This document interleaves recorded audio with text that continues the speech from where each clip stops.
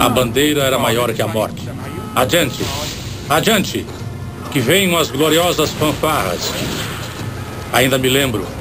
A juventude não conhece. O perigo era assim mesmo. Com punhos cerrados. Enfrentávamos qualquer um. A bandeira é maior que a morte. E era assim mesmo.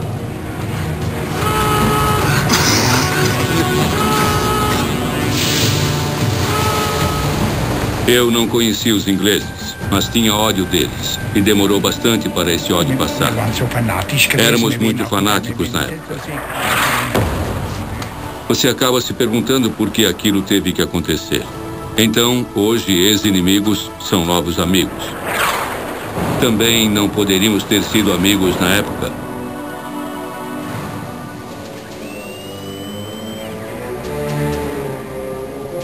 Tente imaginar um navio tão poderoso que seria capaz de deixar uma nação destruída.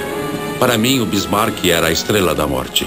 Era um tipo de máquina de guerra que esperamos que não volte a existir. Um aglomerado de aço que se mantinha inteiro por mais que os ingleses atacassem. E quando ele finalmente naufragou, tornou-se uma lenda com o mesmo poder que teve o Titanic.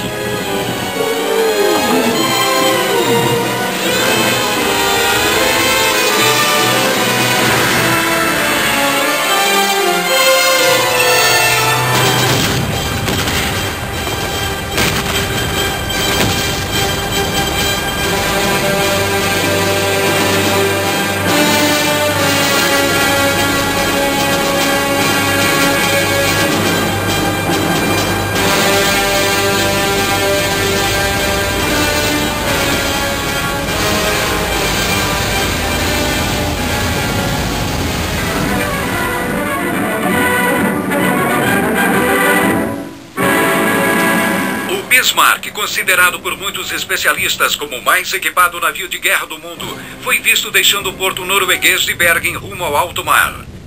O navio inglês Hood partiu em seu encalço. Os acontecimentos seriam trágicos para o majestoso navio inglês, que acabou sendo afundado pelo Bismarck na batalha. Mas a Inglaterra buscaria vingança. Os navios Rodney e King George dirigiram-se ao local com outros navios. Após uma perseguição de 2.000 quilômetros, a frota alcançou Bismarck a 650 quilômetros de Brest, na França. Foi o Dorsetshire que desferiu o golpe que naufragou o poderoso navio alemão. Apenas 100 tripulantes puderam ser salvos. Os outros afundaram com o navio. O tão alardeado Bismarck foi a pique em um dos momentos mais marcantes da Segunda Guerra Mundial.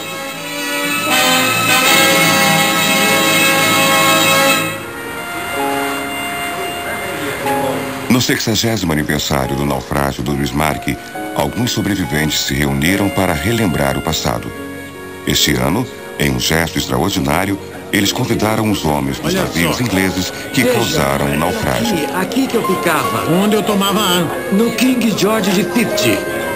Eles haviam se encontrado como inimigos. Agora, 6 décadas depois, encontram-se como amigos. O mais incrível é que estes homens têm 78, 79, 80 anos. Um deles tem 84 e logo se vê por que sobreviveram. Eram centenas de homens nas águas frias do Atlântico Norte e estes resistiram. Quero dizer, dá para ver por que eles têm vontade de viver. São saudáveis, estão em forma. São homens de 80 anos que provavelmente ganhariam de mim numa corrida. Eu os admiro. Dá para perceber que eles têm a chama da vida dentro deles. É você? Eu sou sim. Era um galã. Ele era oficial? Era oficial? Esse aqui era o capitão. Era esse. Certo. Eu via todas as balas que vinham contra nós. Via as balas no ar? Via sim, e víamos as nossas indo na direção do Bismarck. Eu não sabia disso. Dá pra ver as balas no ar? Bom, de onde eu estava, dava Acho que... Bem, é claro que estamos falando com aqueles que querem ser entrevistados e os que conseguem falar. Eles superaram o trauma ou acham que fazer as pessoas lembrarem o que houve é mais importante do que a dor que eles podem sentir ao voltar para aquele momento de suas vidas. Eu sei que eles disseram que ao voltar para casa após a guerra, Não conseguiam contar aos amigos que havia coisas que eles não podiam comentar porque os outros não entenderiam. O que você sentiu quando viu o Bismarck pela primeira vez, quando subiu a bordo? Bem, era um navio muito grande e eu achava que num navio daqueles nada poderia acontecer. Todo mundo acreditava que ele era indestrutível, então me senti seguro.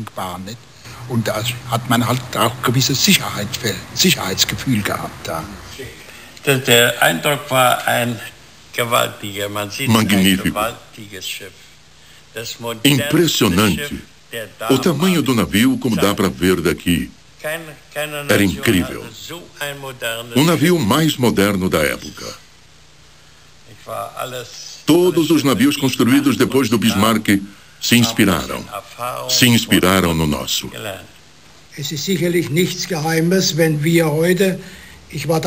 Na época, eu tinha 18 anos.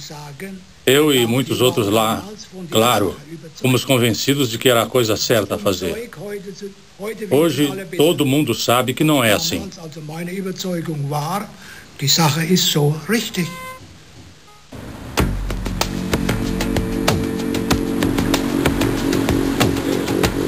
Oi, capitão!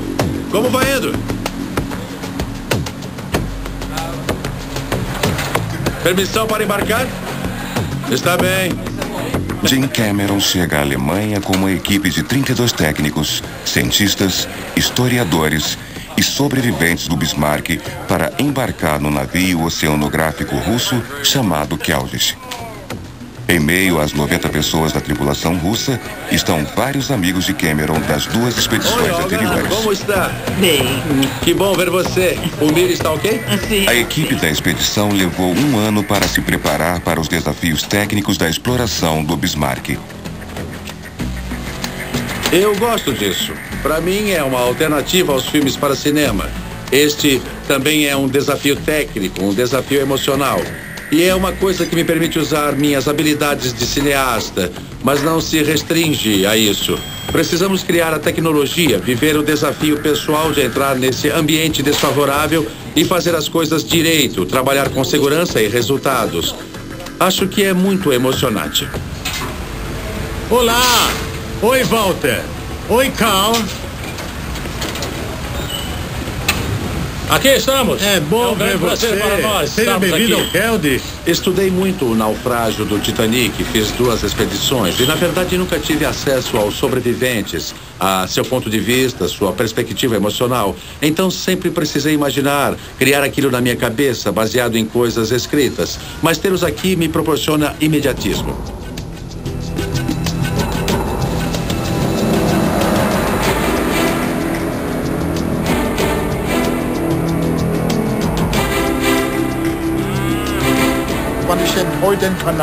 É um grande prazer navegar este canal, com todo esse verde dos dois lados. E isso me faz lembrar a travessia que fiz do canal. Passei por ele 2 vezes naquela época. Quando o Bismarck ficou pronto para navegar, partiu na direção do Mar do Norte, passando pelo Canal de Kiel para começar os testes no mar. 6 décadas depois, o Keldysh refaz o mesmo percurso. Analisando agora, eu diria que nós fomos usados pelo governo naquela época. Sendo jovens, arriscamos nossas vidas. Mas por quem?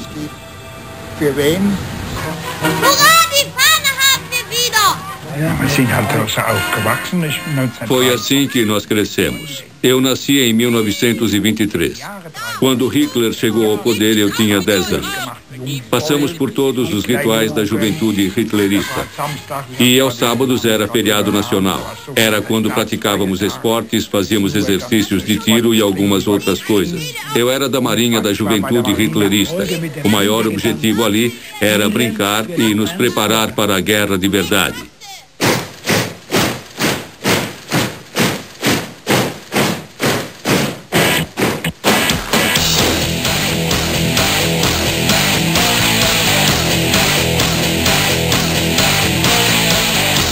Hoje, Adolf Hitler é um ícone do mal. Mas para Karl, Walter e milhares de meninos, ele era um deus. Ele ultrapassou os limites da moral.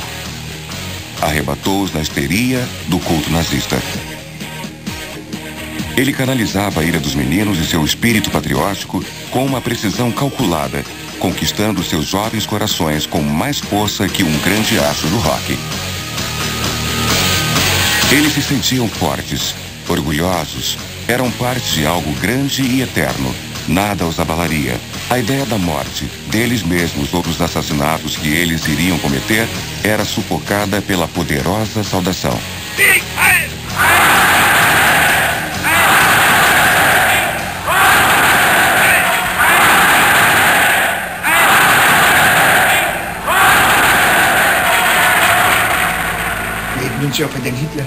Nós temos de admitir que nossa geração iria até o inferno por Hitler. Posso dizer isso a qualquer um. Parece loucura, mas tínhamos orgulho de morrer pela nossa terra. Era assim que acontecia. Éramos heróis quando fazíamos isso.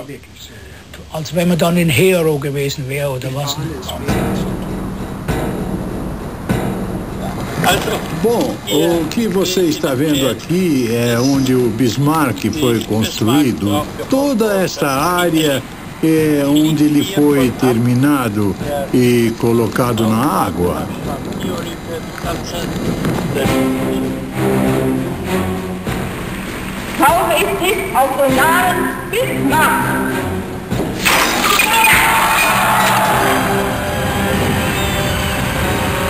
O Bismarck foi construído em segredo em Hamburgo e inaugurado em 1939.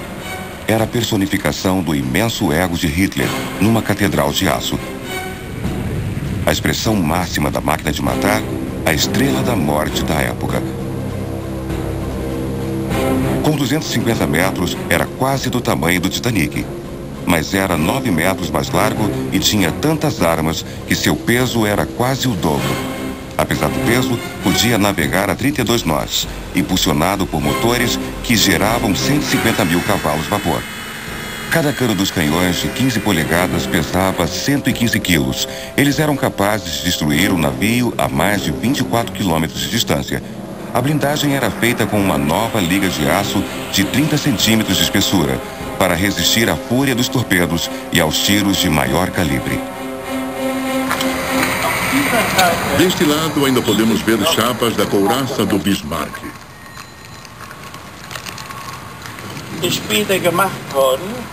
Depois de tantos anos, eu as reconheço graças a esta incisão feita aqui para analisar o aço. É um aço muito bom, não é? A estratégia naval alemã na época era implacável.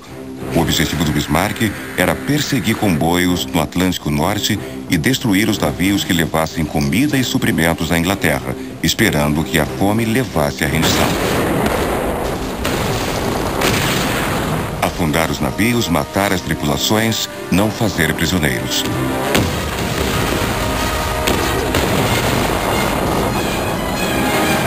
Rápido, mortal e praticamente indestrutível, o Bismarck era um predador feroz.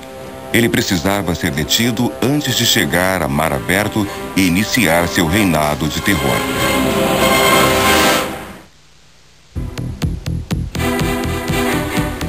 Era tarde do dia 22 de maio, quando Keldysh partiu para alto mar a oeste da Dinamarca. 61 anos antes, nesse mesmo dia, o Bismarck também rumava para o mar aberto no começo de sua viagem, após deixar o porto da Noruega. O Keldysh não tem canhões nem blindagem. É um navio de paz, o maior navio de pesquisa oceanográfica do mundo. A palavra russa para paz é Mir, e o Keldysh é o navio base para 2 submersíveis que se chamam Mir 1 e Mir 2. Existem apenas 4 submersíveis em uso, capazes de descer a 6 quilômetros, e o Keldysh opera 2 deles.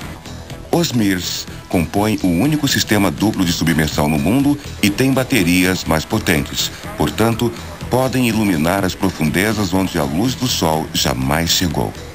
O criador do programa Mir é o Dr. Anatoly Sagalevich, que projetou os Mirs e tem o maior número de horas de operação. Задача сложна, мы решать все должны. Como líder do programa russo de submersíveis tripulados, Anatoly é o piloto-chefe, cientista-chefe e autoridade não oficial desta cidade flutuante chamada Keldysh. Mike, o irmão de Jim, foi quem projetou e construiu a maior parte dos equipamentos subaquáticos usados na expedição. Veículos operados remotamente ou ROVs vão fotografar pela primeira vez o interior dos destroços do Bismarck. Os veículos foram chamados de Jake e Elwood. Este ROV foi projetado para entrar nos destroços. Se você usasse um ROV normal com uma corda, ele logo ficaria preso. Esse ROV vai puxando o próprio cabo como uma aranha tecendo uma teia. Então, se ele for parar num canto ou ficar no meio dos destroços, é só puxar mais cabo. É possível até entrar por uma janela ou por uma porta e chegar a um lugar diferente.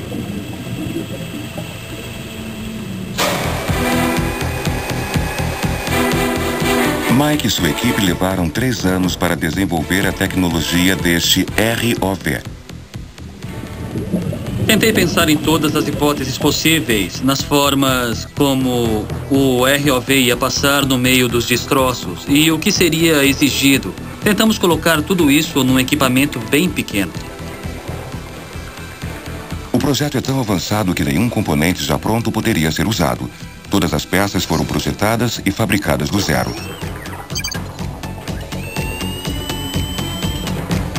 Tanto Jake quanto Elwood têm 600 metros de cabos de fibra ótica.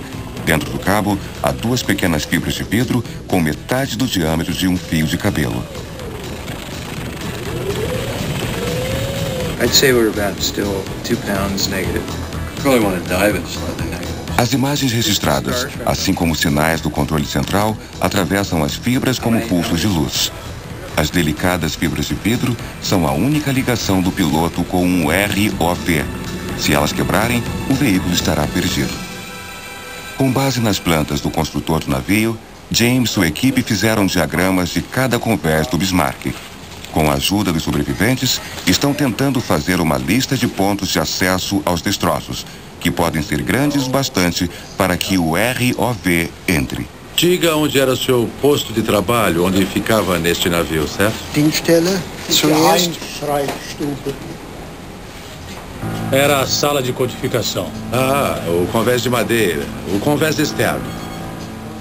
Ich war also auf der Geheimschreibstube. Eu ficava estabelecido na sala de correspondência secreta. E minha tarefa diária era analisar qualquer correspondência ou dado secreto que viesse de fora. Nunca sabíamos de nada lá embaixo. Éramos crianças. Os oficiais eram como deuses para nós. Nunca perguntávamos nada e nunca nos diziam nada. Mas pudemos ficar no convés quando fomos para a Noruega.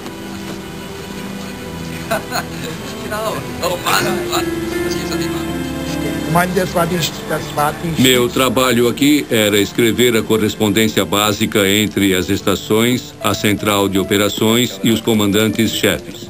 O que fazíamos quando não estávamos na sala de correspondência? A sala do assistente era ao lado da nossa e ele ditava ordens e outras informações para processar.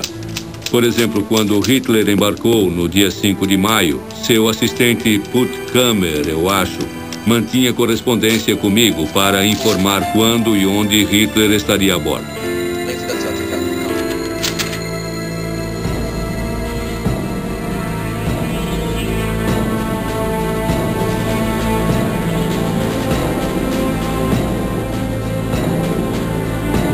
O almirante Lütjens se responsabilizou pela força-tarefa na semana anterior à nossa partida. Nós odiávamos Lütjens. Lindman era um bom capitão, nós gostávamos dele, mas o clima realmente mudou com Lütjens a bordo do navio.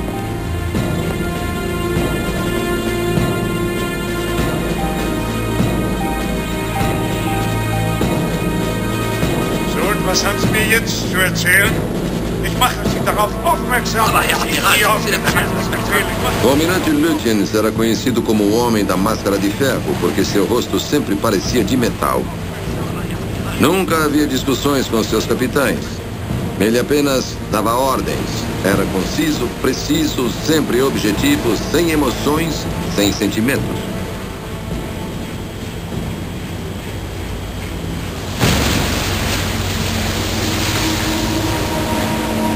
Bom, estou no Bismarck no dia 24 de maio de 1941.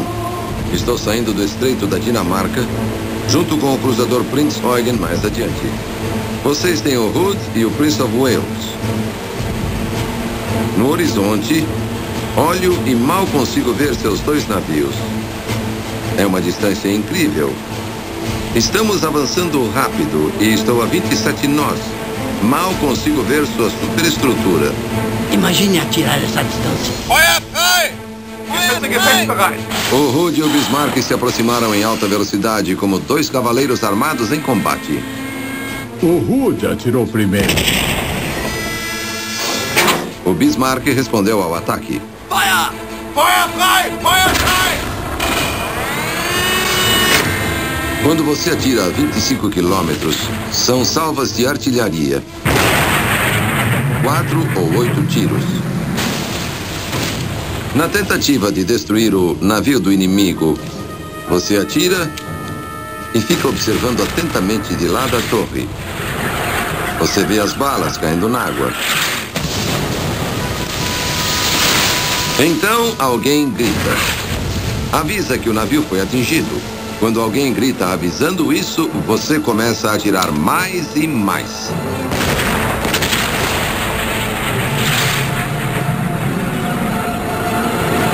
Na ponte só é possível contar os segundos enquanto as balas vão voando. Você simplesmente continua atirando ao redor do alvo, destruindo o navio. Alguns tiros curtos, outros longos e, finalmente, o tiro fatal.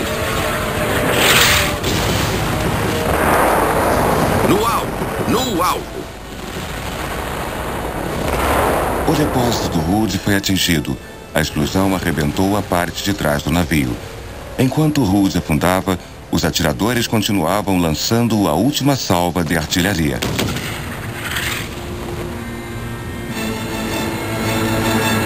O Prince of Wales ficou muito avariado e precisou se retirar após uma última salva de artilharia. Havia 1.415 homens no Hood quando ele explodiu. Apenas 3 sobreviveram. Ja, das muss man sich tatsächlich immer wieder fragen. Desde a infância eu aprendi que os ingleses eram nossos inimigos. Nunca vi um inglês. Nunca falei com um inglês. E mesmo assim, eles eram nossos inimigos. E quando destruímos o Hood, depois de toda a comemoração feita no navio, olhamos para aqueles marujos boiando ali no mar. Não sabíamos quantos haviam sobrevivido. Mas então percebemos que eles eram humanos, como nós. E nos perguntamos por que eram nossos inimigos. Wir wussten ja nicht, wie viele Überlebende sind. Das sind Menschen. Das sind Menschen wie du und ich. Warum sind die unsere Freunde?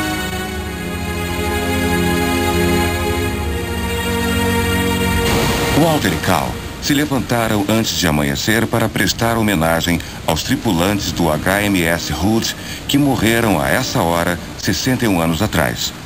Naquela manhã, Cal e Walter e o resto da tripulação sentiram a emoção da vitória. Eles haviam derrotado o poderoso Hood e avariado o Prince of Wales. Eram heróis de sua pátria. O Bismarck era invencível. Na Inglaterra, a notícia do naufrágio do Hood foi devastadora. Winston Churchill, primeiro-ministro da Inglaterra e grande adversário de Hitler, compreendeu rapidamente o golpe terrível que o país havia sofrido. A reação foi a princípio de descrença e depois entendemos a tragédia nacional. O Hood era um navio quase idolatrado, tinha sido adotado pela nação inglesa, era o símbolo da Marinha Real.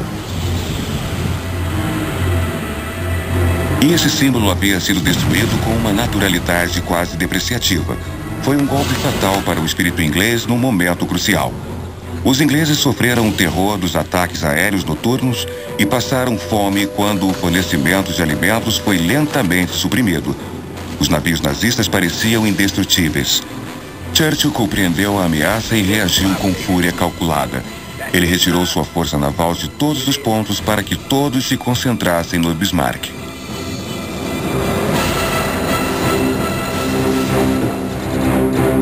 Não há nada mais vital para a nação neste momento do que a destruição do Bismarck.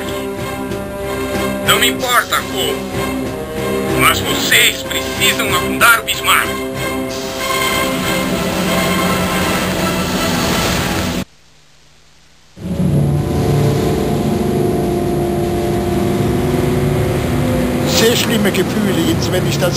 Estou tendo sensações muito fortes.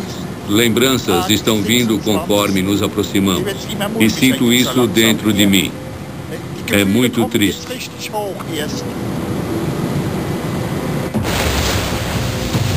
Com um intervalo de 6 décadas, o Bismarck e o Keldysh abrem caminho no mesmo ponto do oceano, na mesma data e basicamente nas mesmas condições meteorológicas. É uma convergência sinistra. O Bismarck singrou mares tempestuosos rumo à costa da França e à segurança. As forças inglesas estavam muito distantes para detê-lo. Para Cal e Walter, parecia que eles estavam a salvo. Nós ainda tínhamos esperança de conseguir.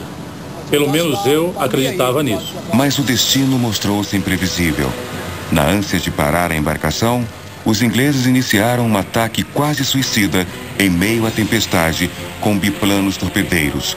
Parece incrível, mas um único torpedo atingiu o leme, avariando o navio que só podia navegar em círculos.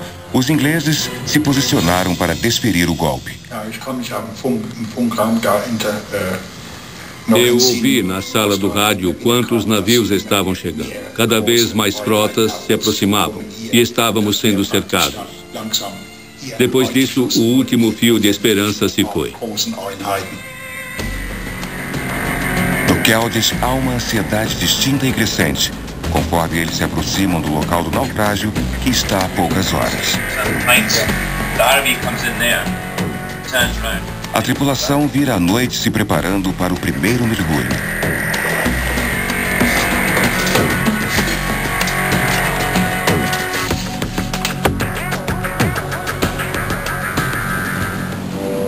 No dia 27 de maio, no amanhecer de uma manhã cinzenta, a tripulação do Bismarck fez o possível para se preparar para a batalha. Às 8h47, o almirante John Tovey, comandante inglês, ordenou que seus navios Rosney e King George abrissem fogo. O Rosney e King George se aproximaram abrindo fogo implacavelmente.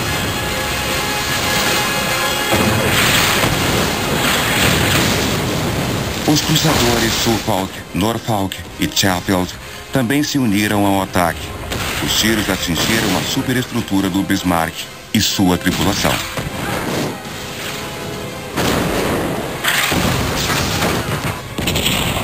Ao todo, 2.876 tiros de canhão foram desferidos contra o Bismarck. O ataque implacável durou 1h30, deixando o Bismarck em chamas. Ainda assim, ele não afundava.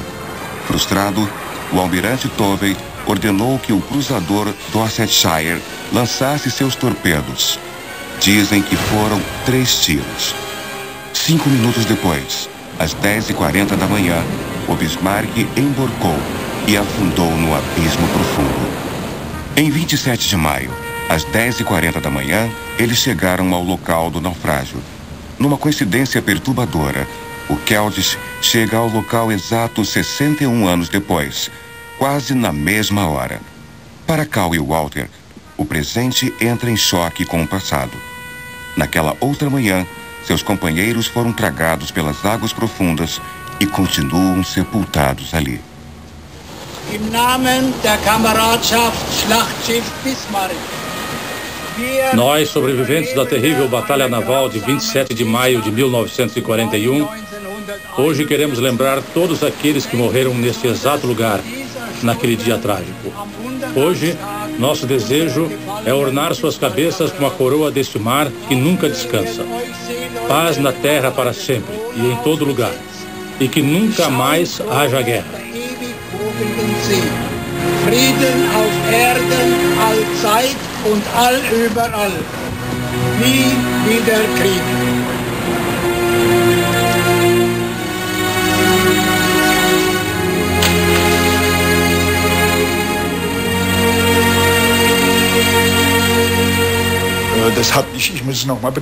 Fiquei muito comovido quando olhei para a água e lembrei o que havia acontecido 61 anos antes neste mesmo lugar. Lutei pela minha vida e sei que estou entre os poucos homens de sorte que sobreviveram a esta catástrofe.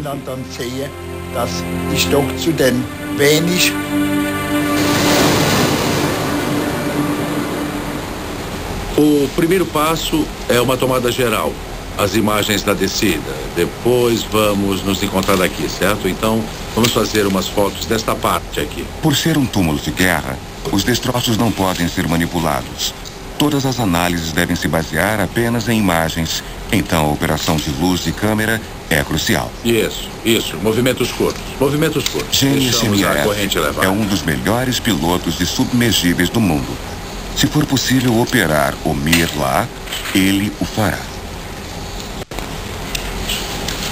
Consegue colocar o Mir aqui nesta área? Acho que é possível. Não, ótimo.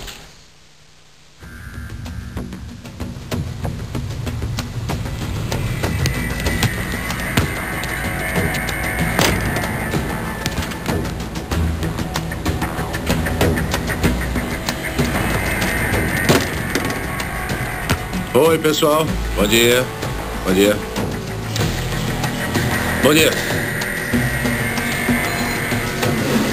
Gênia, quando estiver no fundo, se encontrar destroços, se perceber algum corte...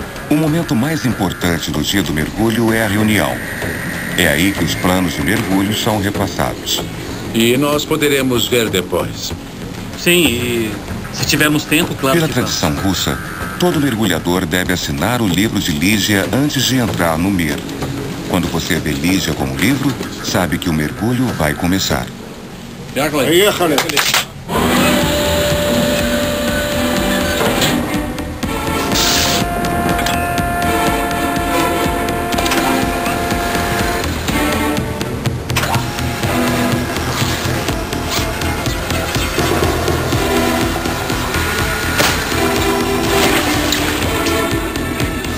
Sorriam. Estou sorrindo. É o máximo que vai conseguir.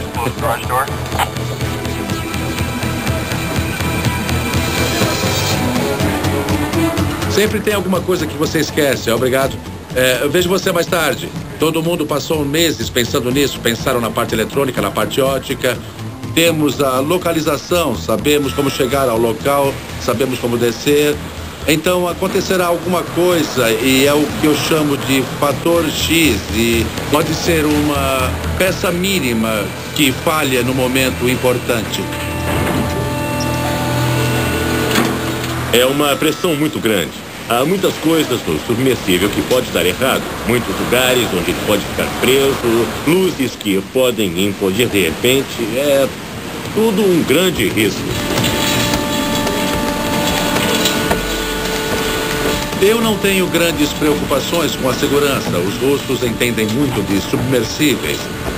Os Mirs são totalmente confiáveis e chegaram a mais de 6 quilômetros de profundidade. Então, estou muito tranquilo. Lá no fundo, fico pensando que estou confrontando a tecnologia e o conhecimento humano com a força do mar. Que não é uma força qualquer para se desafiar.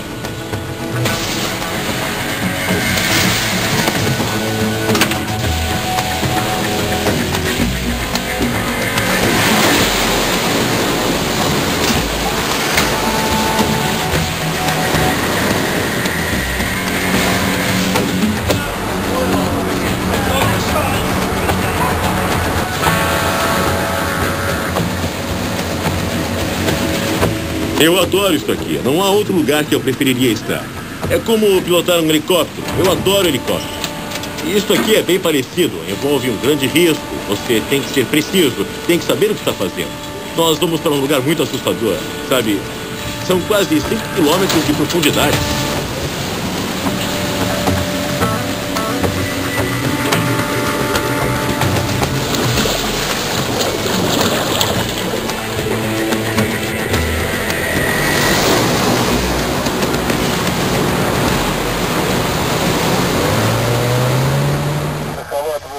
As hastes dos sensores do Mir 2 têm mais de 8.000 watts de potência.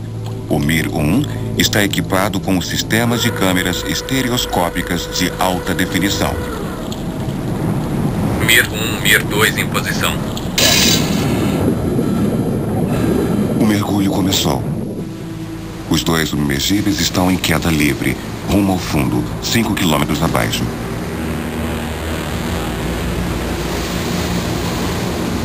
O suporte para a câmera feito por Mike é o maior volume já preso a um submersível tripulado.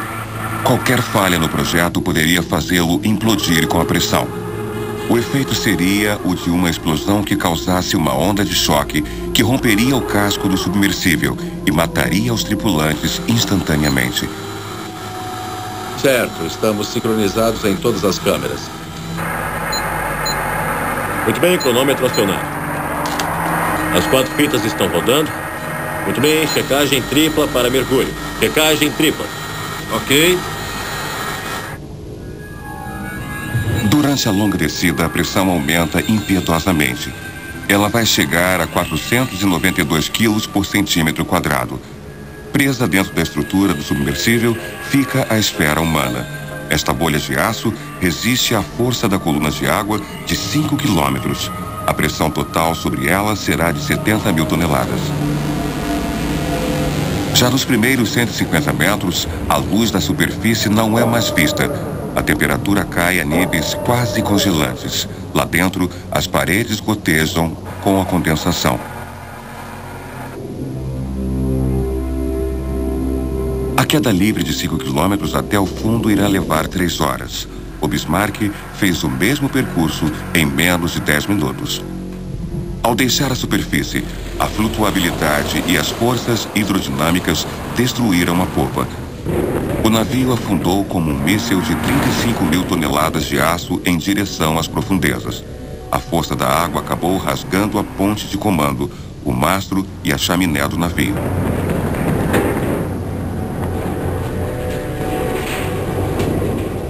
Então o navio se endireitou e ficou nessa posição durante a descida rumo à escuridão.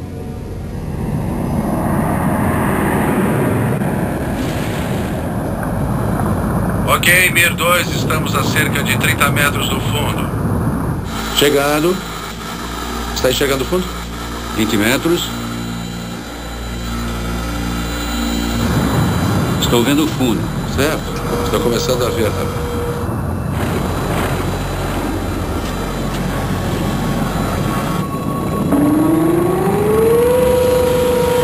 Que beleza.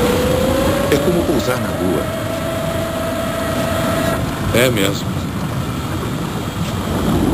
Puxa, veja a areia que estamos levantando. Após a queda de 5 quilômetros, o Bismarck bateu com muita força, criando uma cratera e levantando nuvens de destroços. Mir 2, aqui é Mir 1. Estamos no fundo, profundidade de 4.820 metros.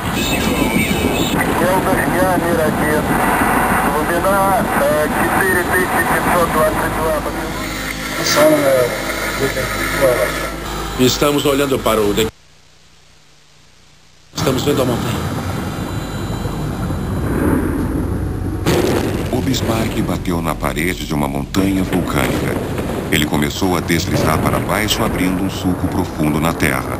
Então, 100 mil toneladas de água deslocadas pela passagem do navio explodiram sobre o declive, originando um fluxo poderoso, uma espécie de avalanche líquida. Esse fluxo foi empurrando o navio, que ficou de lado para o declive. Pedaços do navio que estavam no caminho foram empurrados para os lados. O casco foi abrindo o fundo do mar, iniciando uma avalanche. O navio foi abrindo um sulco profundo na porção oeste.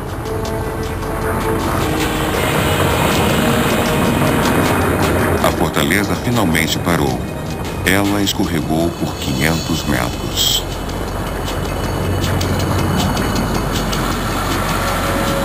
Todo este fundo está alterado. Estamos bem no meio da avalanche. Dá para ver onde as peças foram quebrando e caindo. O navio veio descendo por aqui. Podemos até estar no sul. Dá para ver o formato dele no sonar à direita. Este é o sulco, eu acho.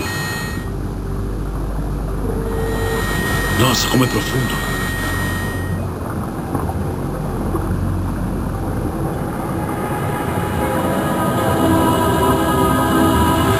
Como uma escavadeira gigante, ele foi abrindo o chão. Com certeza, foi sim. Vai seguindo a parede. Isso deve nos levar até os destroços.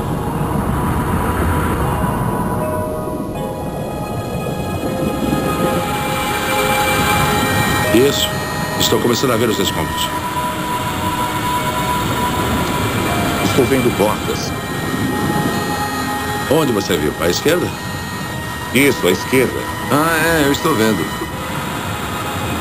É só uma? É. É de oficial, não é?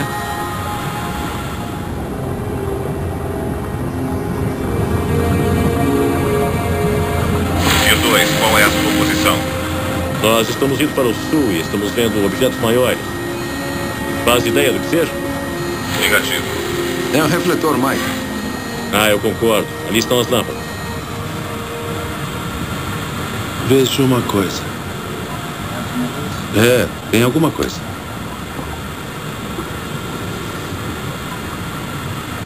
É grande, seja lá o que for.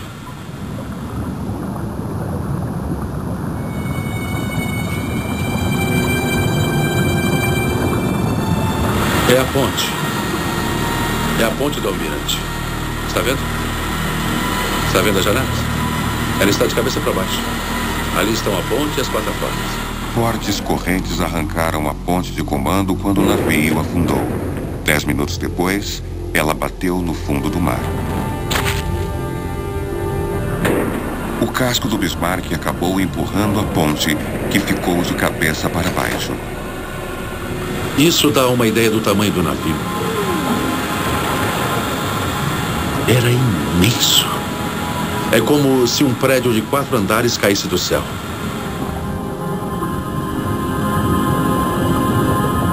O almirante Lutjens ficava bem ali, naquelas janelas. Mir 2, aqui é Mir 1. Aqui é Mir 2, pode falar. Acho que minhas coordenadas são...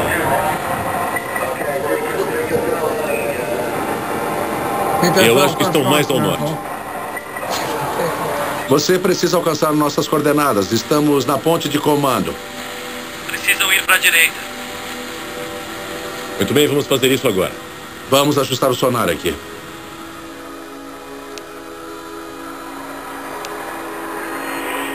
Certo. Aí está. Sim, olha lá. Estou vendo o Bismarck. Esta é a proa. Essa é a proa. Jimmy, nós vamos entrar a este bordo. Câmbio. O buraco está na lateral. Olha lá, tá vendo? Estou sim. Lá está ele.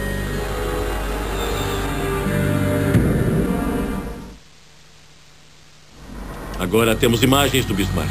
Puxa, meu Deus. Bem-vindos ao Bismarck.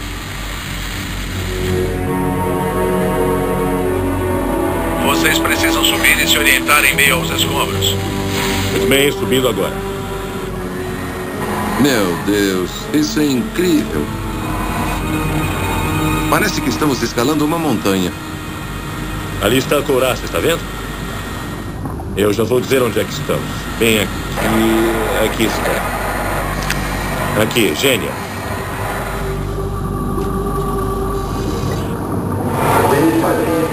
Estamos indo para a proa agora.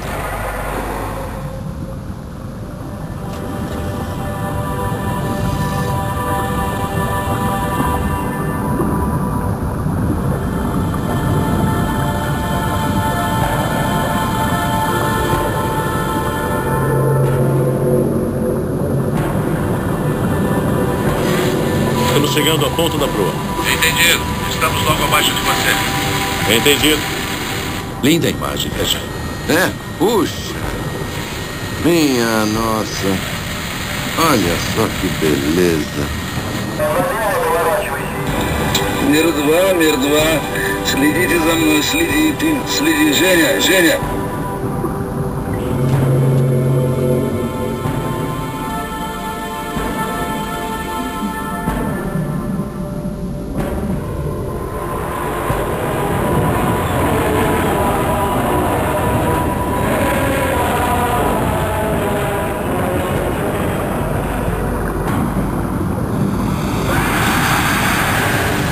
Ok, estamos indo para a popa, passando pela trincheira, e posso ver um pedaço da suástica.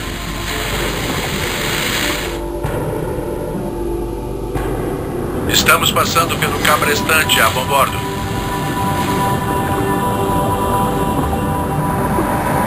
Veja o sedimento no convés por causa do deslizamento.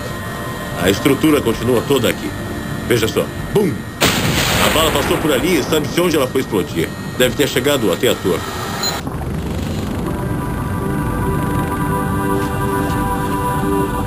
Tem uma barbeta enorme.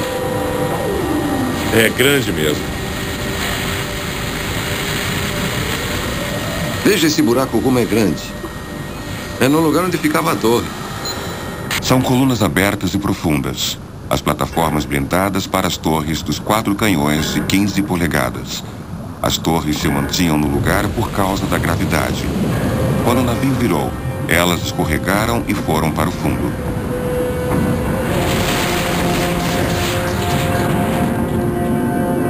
Desde a boca dos canhões até a placa da blindagem, cada torre tinha mais de 30 metros de comprimento e pesava 1.900 toneladas. Há um canhão antiaéreo. As grades parecem intactas. Ok, pessoal, o próximo passo é subir até a ponte do capitão, câmbio. Muito bem, Gênia. Estamos subindo. Este vidro aumenta ou não? Sim, um pouco. Ah, um pouco, é? É, um pouco. É muito grande mesmo, viu?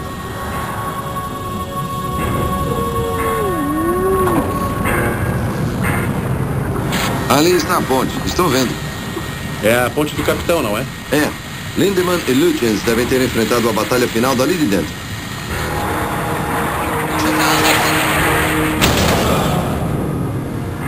O casco está bem avaliado, está vendo?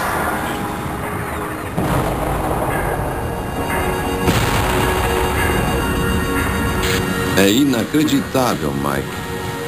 É, eu falei... Ainda não acredito. É difícil não ficar emocionado, não é?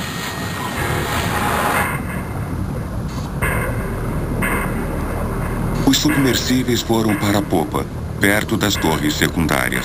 Incrivelmente, elas parecem intactas. Estas torres secundárias eram do tamanho das torres principais dos outros navios.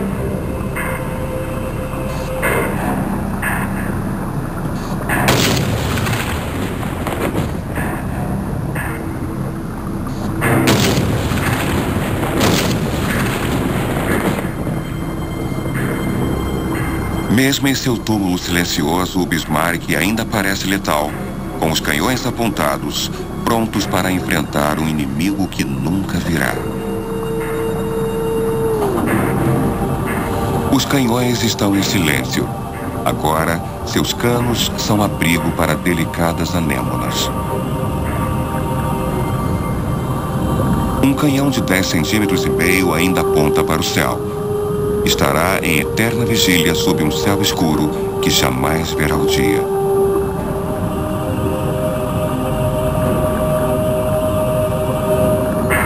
Sigam para a popa até o hangar. Adiante. Adiante até o hangar. Sim. E aqui está a catapulta. Olha lá. A bombordo. Logo ali. É.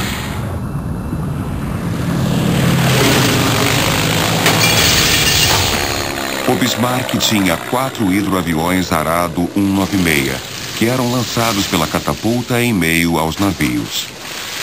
Ninguém nunca viu o interior do hangar do Bismarck, para confirmar se ainda existe algum avião. Muito bem, estou prestes a abrir a porta aqui. Tudo bem, então abra. Certo, estou saindo. Vamos lá? Tudo certo? Ok, Mike, qual é a situação? Certo, parece que está tudo bem. Estou pronto para entrar quando você disser, câmbio. É entendido. Vai em frente e faça o seu trabalho. Vamos ver você entrar aí no hangar. Câmbio. Entendido.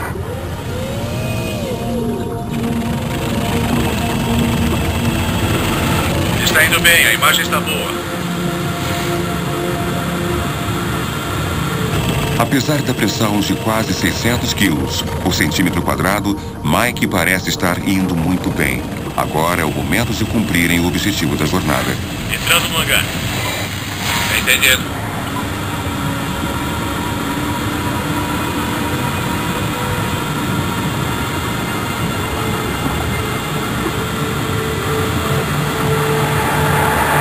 Локатор и холод тоже выключай.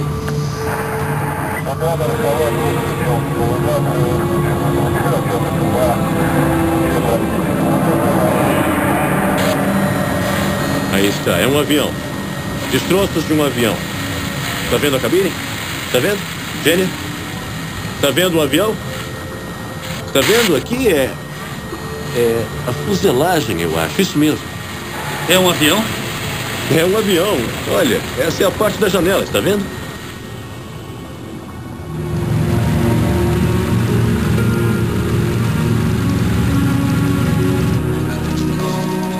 Na noite passada, o capitão queria enviar o máximo possível de informações e dados para a base em terra.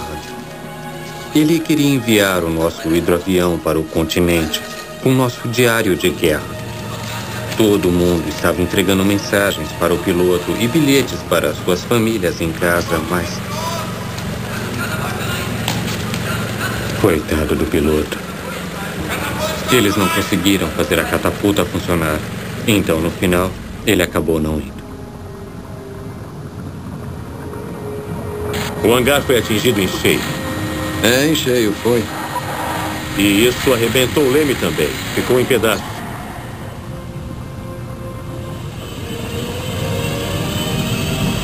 É realmente uma experiência extracorpórea. É como se eu me transformasse no robô e esquecesse onde estou e vejo o submersível e eu penso, lá está o Mir 2. Mas espere, eu estou no Mir 2.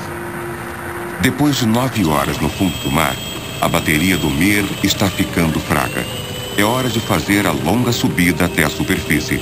Mas antes, o Elwood precisa voltar em segurança para a garagem.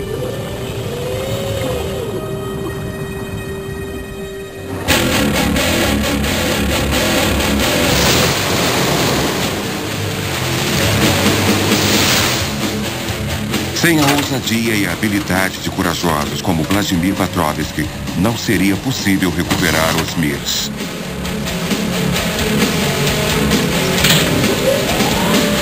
Depois das dificuldades, a equipe realmente agradece o que se faz para que eles voltem a salvo.